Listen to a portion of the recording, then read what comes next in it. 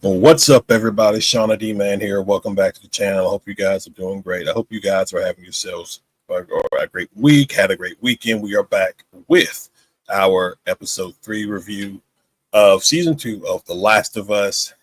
Dropped obviously yesterday. So if you're new to the channel, be sure you hit that like and subscribe button. Be sure you comment below. You can check out the gaming channel down in the description below as well. But let's jump into this week's episode review. And it kicks off kind of immediately after the aftermath of the Battle of Jackson. We're open with the shot of multiple infected, just and some burning places as well. Hospital in Jackson is being obviously over flooded with people. Um, we do see Ellie kind of hooked up to an IV, and this was like in one of the promo shots for episode 3. She kind of like just wakes up and visually has that nightmare of Joel being killed by Abby, and then they sedate her. Then we jump 3 months. 3 months in, or 3 months later, they are continuing to rebuild Jackson. You see them working on buildings. You see them repairing the wall.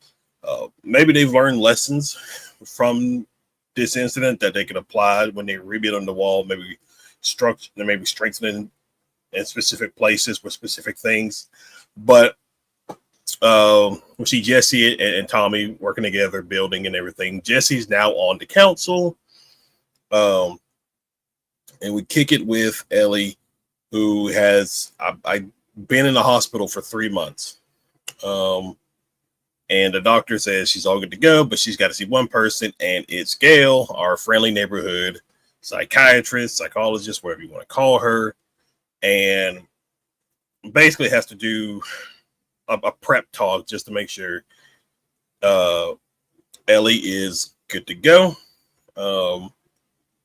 I feel like Ellie probably knows what she's talking about, because she mentions to Joel during their last conversation that he said, "I saved her," and she was just curious on what she meant by that. And Ellie kind of like plays it off, he saved me a lot of times, and things like that. So I wonder if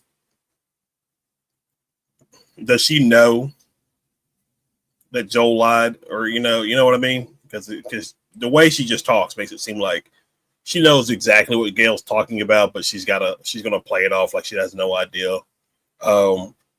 And then we just see her. Gail opens the door, says you're good to go.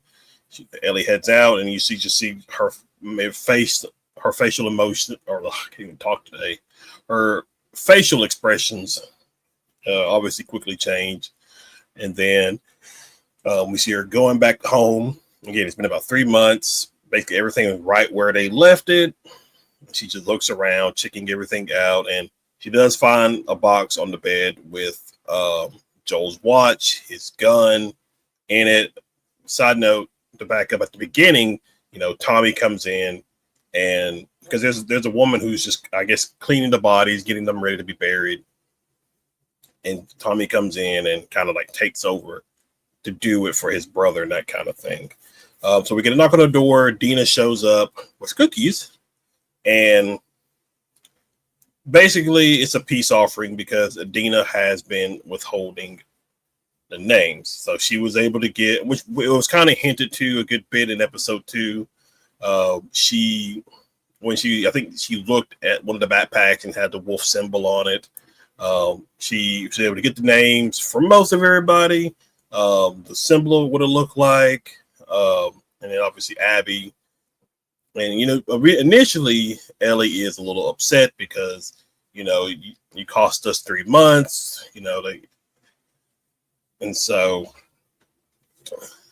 but because Dina kind of withheld the information, and she was like, because she remember Eugene talked about there were different groups of Fireflies that were taking on Fedra, and one specific group was based out of Seattle, Washington.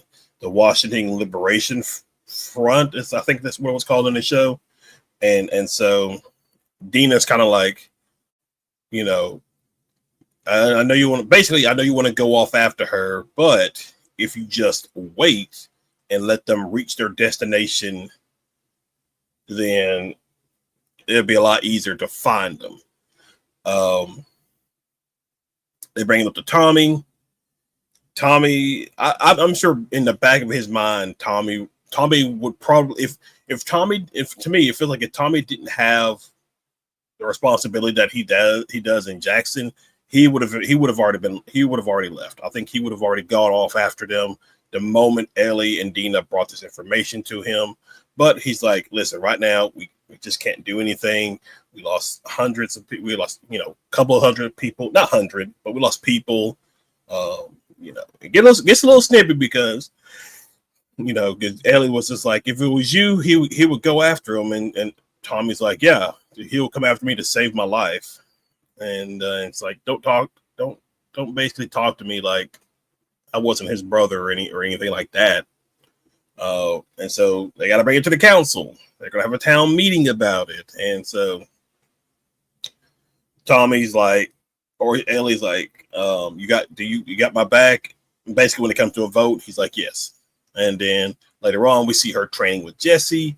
And I mentioned Jesse's now with the council, and she's like, do you have my back? Or are you going to, side with us, that kind of thing? And he's like, I can't discuss votes. But he's like, you need to write down your thoughts because you have a tendency when you're angry to just say whatever comes to your mind. And so the town hall sequence was relatively an interesting one. It opens with a guy just talking about growing corn. I'm not sure, whatever. But basically, the meeting is about whether or not to go after the people that killed Joel. I think they wanted to send out a group of 16 people out to find them, find like Abby's group and things like that. And so everybody, taking turns talking. One woman, I think her name was Rachel, talks about how she's like, I lost my sister and you want to send out our 16 best people. And like, what if raiders come and like the wall's not repaired and like just all these different things, which is fair. And then there's another guy named Carlisle who talks about, maybe we should just be forgiving because that separates us from the raiders or from anybody else is us showing mercy. In hindsight, too, it could also be a weakness as well. If it's somebody who doesn't necessarily care about that thing, they'll use that mercy and turn it to their advantage. But then Seth, the guy who got into it with Ellie in episode 1 by calling her a dyke, I'm unclear what this is with him. Like, did he have too much to drink, or maybe did Joel have a talk with him afterwards or something? I am curious because he quickly turns over a new leaf because he sees he sees Ellie clearly maybe physically annoyed or frustrated with how everybody's talking about not going after him. He steps up and he's just like, these people, they'll come back at us. And the thing about this scene is I had to pause it and think about it when I was watching it. It's not like it's a snowball effect because if let's say if Abby was not on watch in episode 2, we'll say it's one of the other ones, would they have tried to go and get a closer look at what turned out to be Joel and Dina, or would have they just gone back, reported it, that kind of thing, and assess what they were going to do next? Because Abby goes to get maybe a closer look, she ultimately awakens the infected horde that attacks Jackson, which then causes her being where she was to run into Joel and Dina. To be quite fair, if we're being honest about the situation, Abby is responsible for everything that happened at Jackson because everything maybe a snowball effect is probably not the right. No, it is a snowball effect because her actions, what she did in episode 2, potentially like trying to get a closer look at the people from Jackson who turned out to be Joel and Dina. When she tried to get a closer look, climb down a ledge, fall into a massive horde of a zombie mosh pit, awakens the infected, chases them. Now again, counterpoint with that would be, well, the fungus or whatever was in the roots in Jackson already, so it could have potentially had already, when the time was right, made itself known to send the infected towards Jackson. So, but I don't know. But would it have happened if Abby didn't wake up the infected? You know, there is a question about that. But I'm going off topic. So basically, Ellie gets up and she talks about how, you know, if somebody came after you, you could count on me. You know, I don't want revenge. It's not about revenge. I want justice.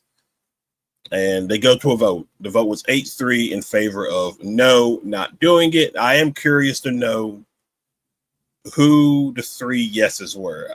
I was trying to figure out. I feel like either Tommy or Jesse. One of those two said yes. The other said no. I don't think they both said yes. I really don't think they did. I feel like one of them said no. But anyway, later on we see a little baseball game with the kids. Tommy talks to Gail and basically is like, she's lying. She like that whole little speech that she wrote. She doesn't mean any of it. This is about revenge. She wants to kill Abby. You know, this is what it's all about.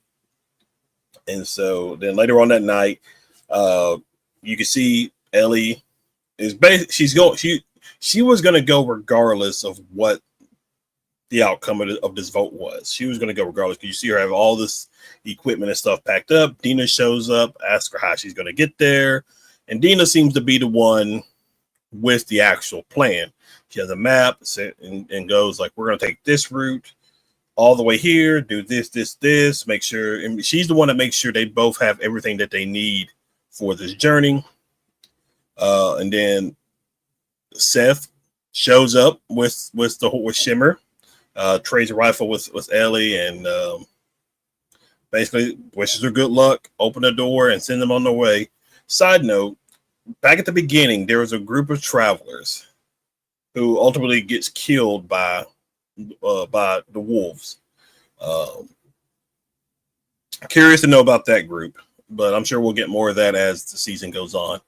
But they spend a couple of days traveling, get to a point where they finally reach Seattle, and I'm trying to think if there's anything else in between that happened. Just them just talking about their kiss during New Year's Eve and things like that. But they reach Seattle, and you know, you're thinking it's probably not a lot of guys. We could probably handle a couple of you know, wolves and things like that. No, these people are armed to the teeth. They had armored personnel carriers. They had at least 20 plus, maybe even 40 plus people, and they're a lot bigger than what was advertised. So I'm very curious to see on how that plays out. Because there was a group that went out, because before they got to Seattle, Dina and Ellie come across the bodies of all the people that were killed by the wolves, and even Constance, the little girl, and it was just kind of like, it's rough. Dina throws up here. I think that's to signify that she's pregnant. I think she's pregnant in the game, from my understanding. So, but yeah, it was an pretty all right episode. Can't really complain, honestly.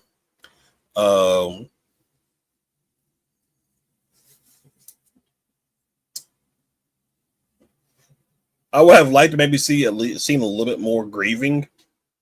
I feel like the 3 months time lapse, even though we do see Ellie crying over Joel's stuff and things like that, I feel like we didn't get enough time with that. But I mean, it is what it is.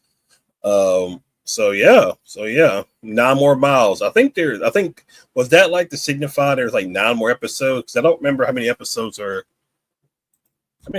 in season 1.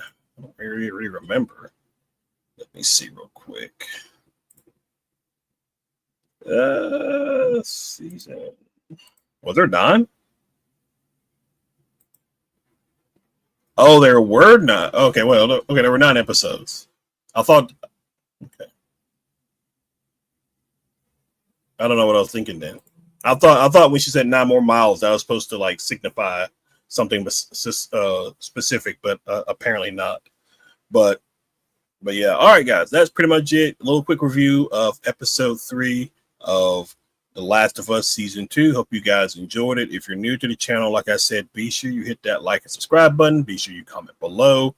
But other than that, I will see you guys in the next one. Y'all have a good one.